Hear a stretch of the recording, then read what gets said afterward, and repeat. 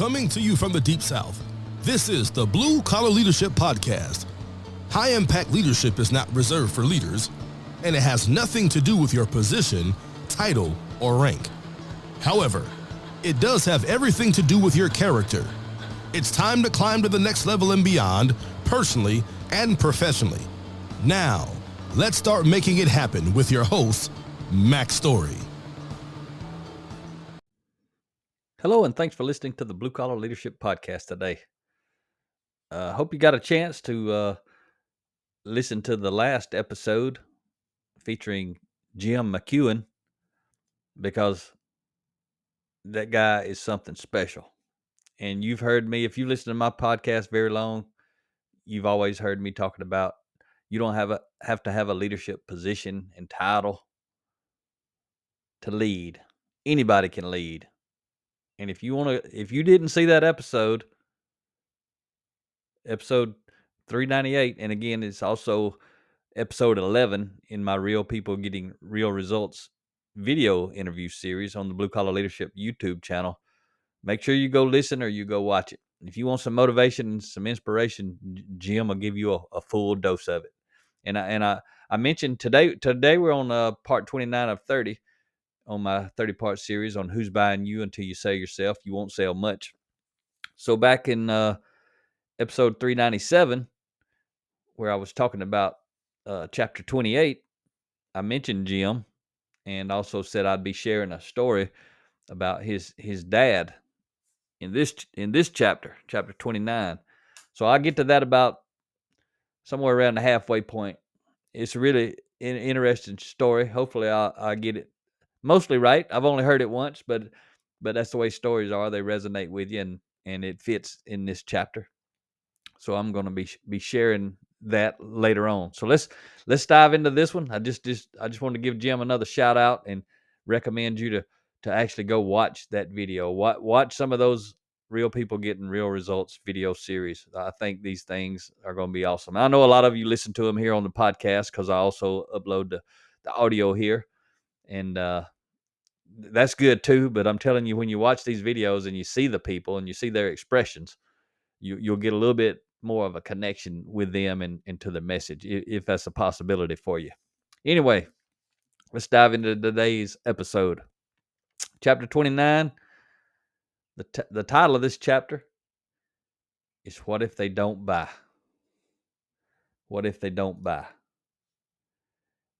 And I labeled this episode, I titled the episode actually, How We Lose Determines How Long It Will Be Before We Win. And we're going to get into that. You'll understand why I titled it that. But the title of the chapter is, What If They Don't Buy? Meaning, when you're selling, what if you don't get to sell? What if the customer doesn't choose to buy for whatever reason? That's what we're going to talk about here. The subtitle of this chapter is, Don't Forget, You'll Still Be Selling Tomorrow. In a nutshell, that's what happens if they don't buy. So what? You still going to be selling tomorrow. And guess what? If they didn't buy, they didn't want to buy. That's one reason I don't chase clients. Somebody asks me for a quote or something, I give them a quote and I carry on about my business. I tell them they can call me, follow up. They got any questions, they're welcome to reach out. Free mentoring, whether they buy or not, all that stuff I told you about in the last episode. But what I do is I don't chase them down. If they want to buy, guess what they'll do? They'll buy. If I got to talk them into buying from me, I don't want their business, because I'm trying to get positive word of mouth advertisement. If somebody doesn't really want me to be there and I talk them into paying for me to be there or buying a bunch of books, and then they're not the right leader, they don't support their team, they don't like my message, yeah, I might have made some money, but that ain't my goal. Ain't to make some money. My goal is to make a lot of difference, not a lot of money. But because of that, Rhea and I make plenty of money. But that ain't the goal. The goal is to make a lot of difference. So just remember, whatever you're selling, you're still going to be selling it tomorrow. If you're still a professional salesperson and you want to stay in the sales business, there's always tomorrow. John C. Maxwell had this to say. He says, how an individual plays the game shows part of their character. How they lose shows all of it. How you lose shows all of it. That's a big deal in life, in any game. How you play shows a part of your character, but how you lose shows all of your character. That's some good stuff from John. So few situations give you the opportunity to truly convey who you are on the inside like losing a sale does. And again, I'm speaking to you as if you're a professional salesperson, because that's who the intended audience for this series is. But again, as several people have told me who've listened to this, and I've actually talked to them, that they're enjoying it and they're not in a professional sales role, because they can see the principles and they understand how it applies to every aspect of life. But the best in sales choose to shine. And remember what I just had said before. Few situations give you the opportunity to truly convey who you are on the inside like losing a sale does. The best in sales choose to shine. That's why I repeated that. I want to make sure you got it. Salespeople, professional salespeople who lose a sale, they keep right on shining. They were shining during the sale, during the networking phase, during the relationship building phase, during the selling phase, during the rejection phase when they don't get the sale. After they lost the sale, the best salespeople, they keep right on shining, because that's who they are. That's who their character. That's the type character they have. The worst in sales do right the opposite. They don't shine. They choose to whine. I learned something a long time ago as a teenager that's very fitting right here. If the truth hurts, it probably should. Meaning, if you subject to whine when you lose a sale, that's a reflection of poor character. If that hurts, it should hurt. Because you got some development you need to do. That's leadership truth. Kind of like a surgeon's scalpel. Might hurt, might sting, but it's meant to help. I speak with a lot of leadership truth. Those who want to grow and develop their character, they can handle it. Those who can't handle it, they probably need to get to work on that mirror a little bit more than the rest of us. Because you got to do a lot of mirror work, a lot of character work. You need some leadership truth. Help you see what you can't see if you got a blind spot. So reflect on the quote that I shared from John Maxwell. There's a powerful meaning in his words. Until you lose the sale, the buyer doesn't really know who you are. If you choose to whine to them, other buyers, team members, friends, and family, everyone gets to look inside of you and see who you really are. Not who you pretend to be when things are going well. That's some leadership truth right there. No matter who you are, no matter what you're doing, when you're whining, you're opening that window to who you are and let everybody on the outside take a peek on the inside. I know I'm human. From time to time, I catch myself whining. Soon as it registers that I'm whining, I put a stop to that.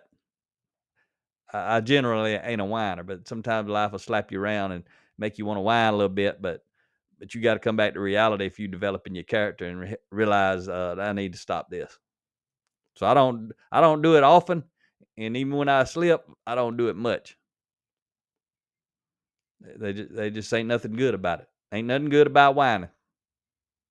Nobody wants to hear you whine unless they like to whine and they want to get everybody stirred up with some whining. I don't hang around those people, and I most definitely don't want to be one of those folks. So Rhea often says, when you squeeze a lemon, you get lemon juice. Relative to selling, I say, when you squeeze a salesperson with poor character, you get whining. When you squeeze a salesperson with strong character, you get shining. And this is what I know right here. Shining sales. Shining sales, whining fails to get the sale. You with me? I'm sure you never whine. But if you know salespeople who do, share the following with them. Whining and complaining will only paint a negative picture of you for others to see. Don't do it. Whining does not help you sell yourself. Don't do it. Whining won't increase your positive word of mouth. Don't do it. Whining won't win a potential buyer over. Don't do it. Whining never helps. Don't do it. Whining doesn't convey to the buyer or to anyone else listening that you truly had the buyer's best interest in mind. When you have the buyer's best interest in mind, you don't want to sell them something they don't want. When you have the buyer's best interest in mind, you don't want them to pay more than they can afford. When you have the buyer's best interest in mind, you support their decision not to buy. So sometimes we have clients, they'll ask for a quote, we give them a quote, and they think it's too much. Very, very, very, very seldom will I negotiate pricing. I ain't interested. I ain't got time to negotiate pricing. I don't like negotiating pricing. This is what the price is. Let's go or let's don't go. I'm gonna love you either way. That's the way I do business. What I will do though, if they think the price is too high, is I'll give them some other options that cost less. I mean, a lot of times people want us to come in and speak, and at a minimum, they got to buy 300 books. That's $5,400. We pay all of our expenses, go to any of the 50 states, and we'll speak up to 2 hours for free. But basically, we got to go pay to do that, so it ain't for free. They paying $5,400, but they getting $5,400 worth of books. But some people, they don't want to do that. I say, well, you can get on our online video courses. We got a $2,000 option and a $1,000 option. You can play the videos. You can get 8 hours of videos for $1,000 a month subscription. Everybody can do it. That's an option. A lot of times they don't want to do it. They want us in the room. Well, it's a different package to get us in the room. But if your cost is a problem, there's other options. If you got 20 people, you want to put them in a room, you can buy 20 books, do a book study. That's super cheap. Lots of options. But I don't value negotiating, because negotiating is somebody trying to manipulate me, or I'm trying to manipulate them, and you either want it or you don't want it. Life's simple for me. I like a simple life. I like to do business in simple ways. So I don't put a high price so I can negotiate it down. That's another reason I don't like negotiating. Whether I'm talking about this business or I'm selling my car, I put the price that I want to get for it. That's why I don't want to negotiate. It ain't a high price. It ain't a low price. It's the right price for me. So I'll keep it or I'll sell it. But I don't want to play games. And some people in sales and some people who buy, they love all that. I don't love all that. Anyway, let's get back to the lesson. But that was some lesson right there, if you didn't miss it. G.K. Chesterton made a great point. He says this. He said, how we think when we lose determines how long it will be before we win. That's where I kind of spun that title of this episode. I took it from that line right there. How we think when we lose determines how long it will be before we win. What a great example of long-term thinking that quote is. If you get frustrated, you will make withdrawals. Not only in your professional life, but also potentially in your personal life. When you have the buyer's best interest in mind, they will also have your best interest in mind. Losing the short-term sale gracefully ensures you do not lose the long-term sale. You can lose the sale of the product or service without losing the most important sale, yourself. So you can always sell yourself without selling the product or your service. And it's critical, if you don't sell the product or service, that you continue selling yourself. That's what this entire book is about. That's why I'm wrapping up with this chapter on what if they don't buy. The last chapter, chapter 30, coming up, is sold. That's the title of the chapter, sold. So what if they do buy? So next to the last chapter is what if they don't buy. The very last chapter of this book is what if they do buy. Sold. So the long-term sale is about the buyer's next purchase. The long-term sale is about ensuring the buyer chooses to provide positive word of mouth long after you lost the short-term sales. How you lose determines the word of mouth you get, not only from the buyer, but from everyone watching. The significance of how you sell yourself when you're losing the sale of the product or service can't be overlooked. I mean, I guess it can be, but it shouldn't be. Even when you're losing the sale, you still must keep selling yourself. As George Halas said so well, nobody who ever gave his best regretted it. Who you are on the inside is what others experience on the outside, is what I'm saying relative to his quote. His quote was nobody who ever gave his best regretted it. And that's a great quote. And I say who you are on the inside is what the others experience on the outside. So I want to tell you that story about Jim McEwen's dad. So when Jim was a little boy, his dad ran a top-notch appliance business. I think it was in St. Charles, Missouri, if I'm not mistaken. Place we were having dinner with Jim a couple weeks back. He actually grew up like 4 blocks from the restaurant we were eating in. So it was really neat to hear Jim tell this story and talk about, his childhood a little bit.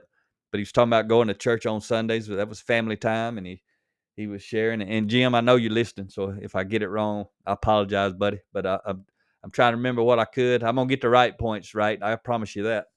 And because it was a great story. But they were coming home from church, something like that, on a Sunday, and Sunday was family days. Somehow somebody reached out to Jim's dad, who was the business owner of the appliance store, and they had a problem. Their refrigerator had went out. So Jim's dad told Jim to go get his clothes changed, and they were going to take a refrigerator over to these people's house. And he didn't say they bought the refrigerator at that time. What he said was somebody reached out to his dad because their refrigerator went out. They wanted to talk to him, possibly about buying a refrigerator, but that part hadn't happened. All his dad knew was their refrigerator went out and they needed a refrigerator. And I just love this story because it showcases the kind of person I'm talking about in this book, somebody who's selling with character. So Jim's dad tells Jim, change your clothes. We got work to do. They went and got a refrigerator, loaded it up, hauled it over to these people's house, took out their old refrigerator, put in their new refrigerator. But it wasn't theirs yet because they hadn't bought it. But it was theirs in the sense it was in their kitchen, and it was keeping their food cold and keeping their food from spoiling. That's over delivering. If you in sales right there, that's over delivering, like I talk about in this book. You don't have to do that, but you can imagine the kind of word of mouth advertisement that Jim's dad got from doing that. He may or may not got the sale. I don't really remember. I don't even know if Jim remembers that. I don't remember if he told it. I don't remember him telling that he got the sale. He may have gotten it, but he may have had to go back over and take it out. Either way, what I know he got the long-term sale. He got word of mouth, positive word of mouth advertisement. He got referrals. And the odds are he probably got the sale. But he helped the people before he was worried about making the sale. And that's why I'm sharing it here, because I just had told you who you are on the inside is what others experience on the outside. Those people, whether or not they bought that refrigerator, they experienced who Jim's dad was on the inside because of what he was doing on the outside.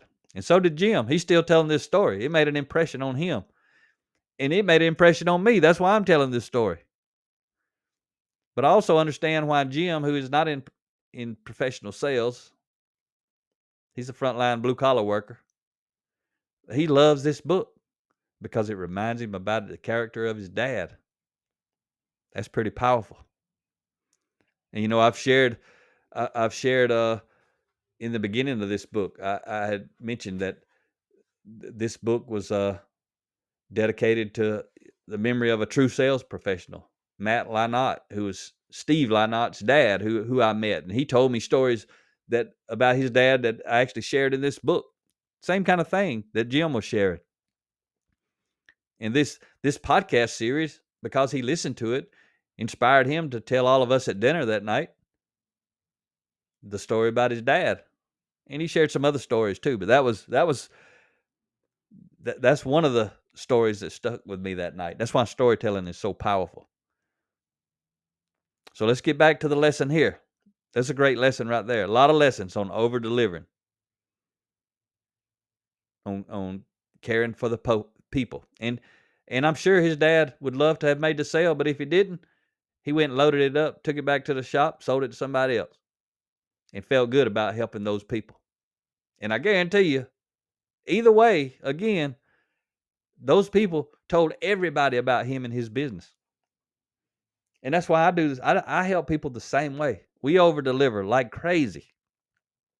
That book deal I shared that we do is called our special offer. You go to bluecollarleadership.com, look at the special offer tab, you can read all about it. That's over delivering right there. People buy the books, they get the books. When we go speak in that moment, we're over delivering if we don't do anything else, because we paid our own expenses and are speaking for free. I mean, I don't know how much more over delivering than you could get.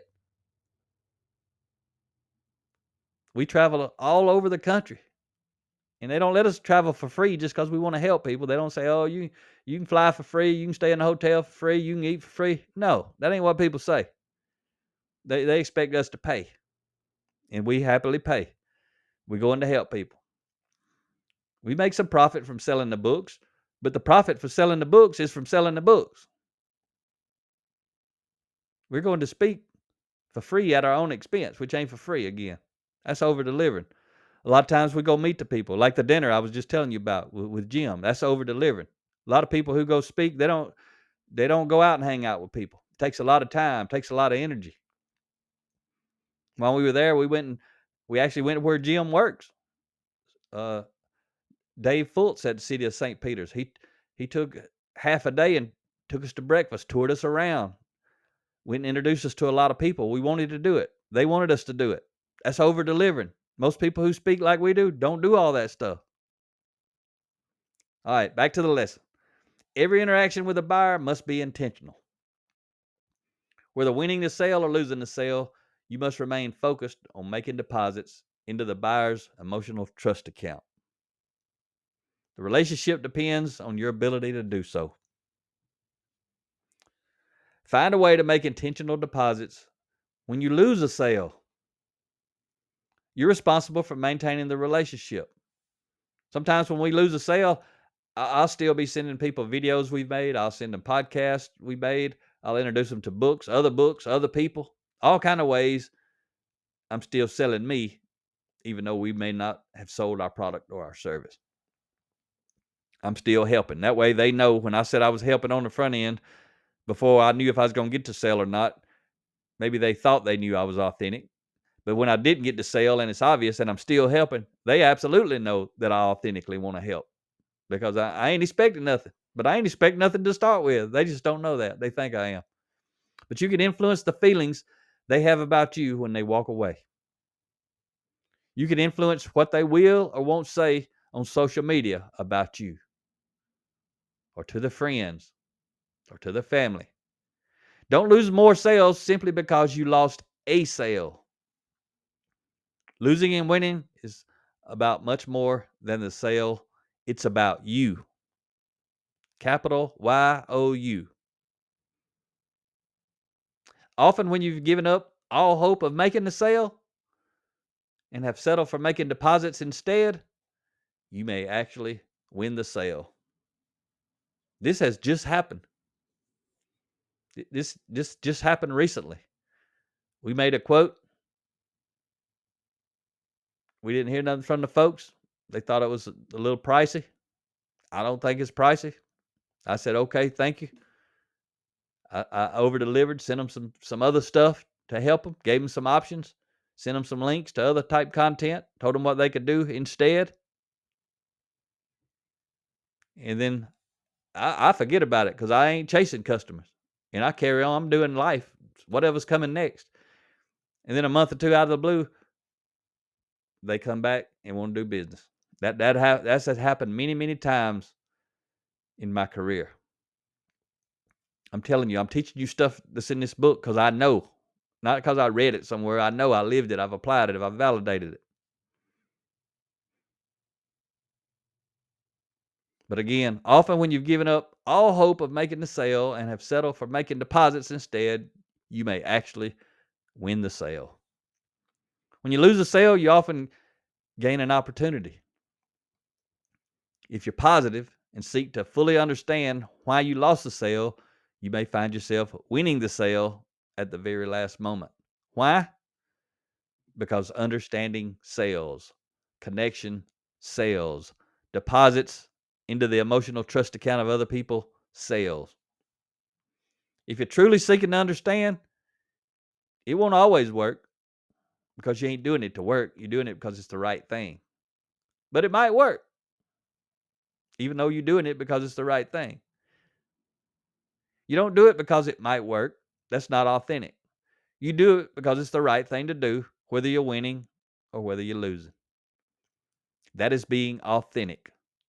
Authenticity sells, as I've mentioned a lot throughout this series. If you apply everything you've learned while reading the book, if you've got the book, I hope you do, or while listening to this podcast series, you'll get more sales and lose less sales. Sell yourself. But you got to apply what I've been sharing in this book and on this podcast series. I'm over delivering every time I make an episode because it's free.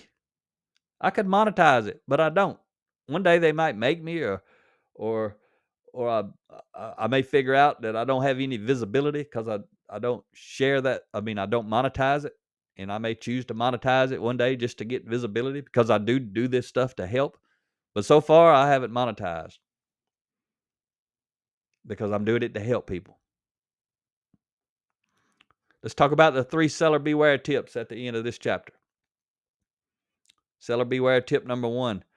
Don't stop selling because you lost the sale. You must continue to sell yourself after losing the sale of the product and service, what I'm talking about. Seller beware, point number 2. You decide how you will lose. Therefore, you also determine how long it will be before you win again. Seller beware, point number 3. Every time you lose a sale, you have the opportunity to make it a win. To do so, shine, don't whine. So that concludes the seller beware tips, but I want to touch on that last one. Every time you lose a sale, you don't have the opportunity every time you lose a sale, you have the opportunity to make it a win. To do so, shine, don't whine. That's how you if you don't do anything else when you lose a sale, if you shine and don't whine, you turn it into a win. Because the moment you lose a sale and you whine instead of shine, you turn it into a loss. You make a loss worse because now you're losing the opportunity to sell yourself.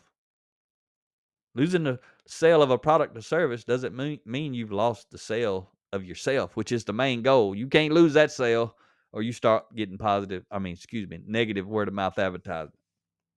You don't get referrals. You don't get repeat buyers. You don't want to lose the sale of yourself. All right. Hope you enjoyed today's episode. We got one more to go in this series. Talk to you next time.